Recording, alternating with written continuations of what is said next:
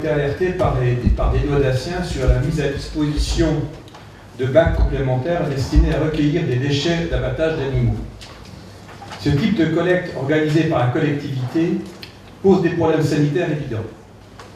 Est-il légal? Dans de nombreuses autres communes, des abattoirs mobiles ont été mis en place par des personnes intéressées à leurs frais, avec l'accord de la collectivité. Pourquoi une telle solution n'a-t-elle pas été retenue dans notre ville? Merci de votre réponse. Une petite précision, vous dites qu'il existe de nombreux abattages temporaires dans les Vosges, il n'en existe pas dans le département.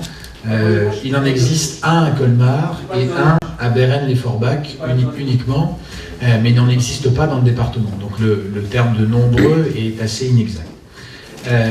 Aujourd'hui, la situation légale dans les Vosges, donc où n'existe pas d'abattage temporaire, je le précise, c'est que tous les ovins et les bovins aussi, en théorie, doivent être abattus à Juvincourt, à côté de Mirecourt, soit à 82 km de Saint-Dié-les-Vosges, 164 km aller-retour, le temps approximatif pour y s'y rendre étant d'à peu près 1h37 minutes, cela au rythme d'une voiture qui roule normalement et non pas avec Patrick Zanquetta ou avec moi-même au volant.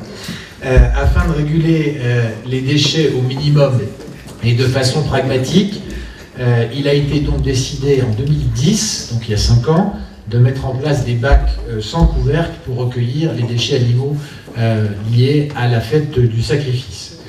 C'est donc un principe pragmatique qui fait que chaque jour, chaque soir, ces bacs temporaires sont recueillis par les services techniques de la ville de Saint-Dié-les-Vosges, sont centralisés au centre technique municipal avant transfert chez les carisseurs.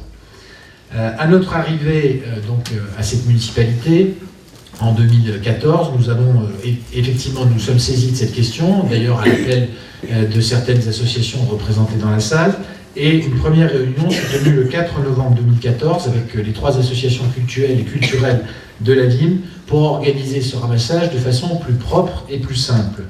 Une nouvelle réunion a été organisée en 2015, mais cette année, nous avons estimé que nous n'étions pas prêts encore à mettre en place ce système d'abattage mobile.